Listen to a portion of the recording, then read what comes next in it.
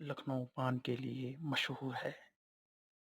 पान से जुड़ी एक दिलचस्प बहस ये भी है कि पान लगाए जाते हैं या बनाए जाते हैं।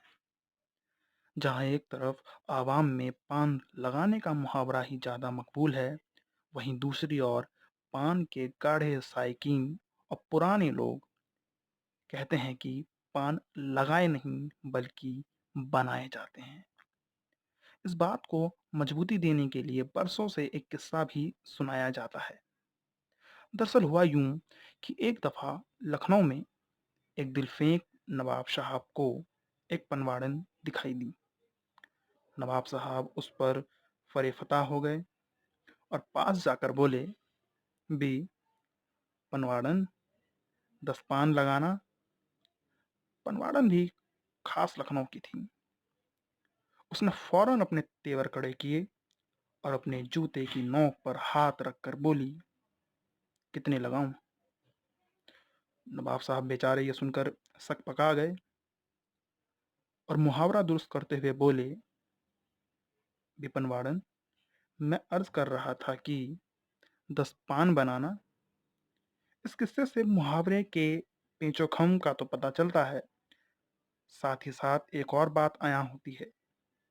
वो ये कि जबान के मामले में लखनऊ के अवाम ना सिर्फ बेहद एहतियात रखते हैं, बल्कि बाज दफा तथाकथित खवास तक की इस्लाह करते हैं।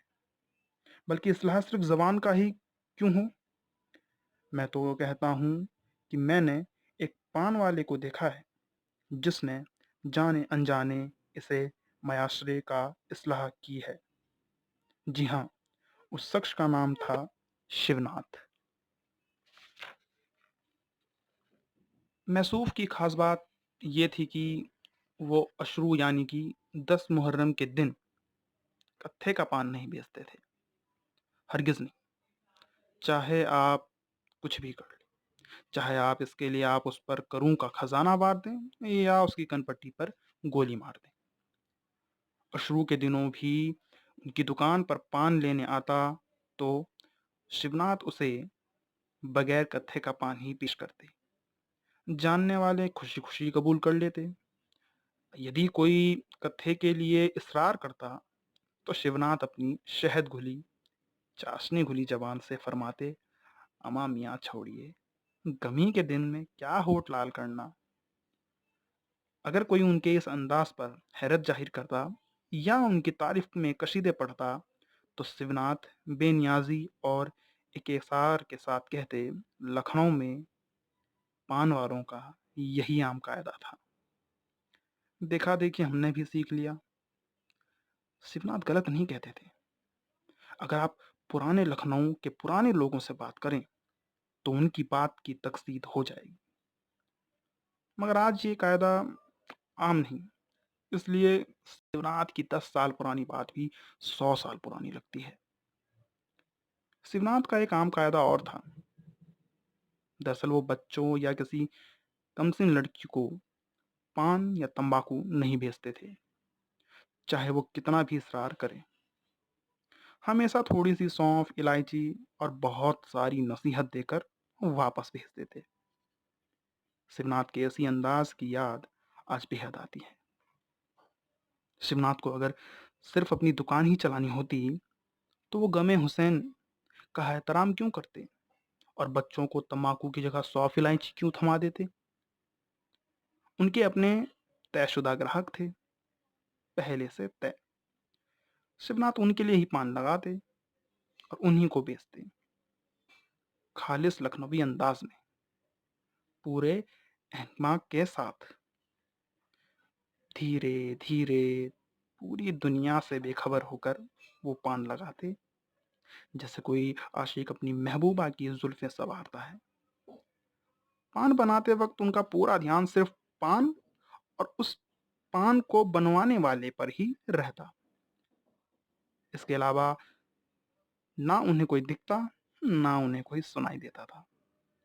शिवनाथ दूसरे ग्राहक की तरफ तभी मुतवज्जिर होते जब पहले वाला पान किसी दहन ए मुबारक में दाखिल हो चुका होता।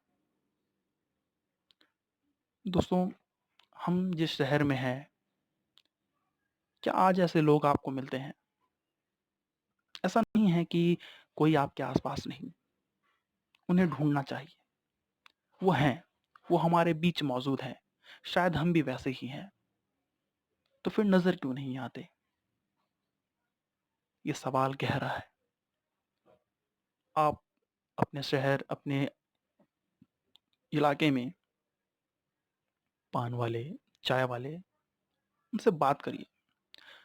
मेरा दावा है आपसे ज़्यादा वो आपके शहर और आपके शहर के लोगों को जानते होंगे। किस्सा आगे यूं है दोस्तों कि दरअसल शिवनाथ उस दौर के आने से पहले ही रुखसत हो गए जब उनकी सबसे ज़्यादा ज़रूरत थी।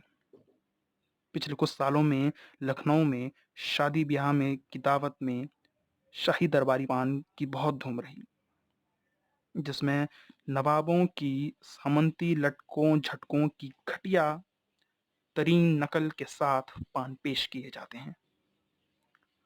अफसोस कि आज के लखनऊ में घटिया से घटिया चीज अपने माथे पर शाही की चिप्पी लगाकर बाजार में जलवानुमा है और वो खूब बिकती चलती है।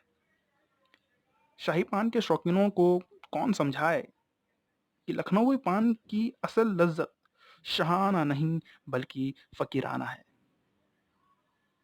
जैसे शिवनाथ जैसे बेशुमार दरवेश सिफत पान वाले ने अपनी रूह से मुअत्तर किया था।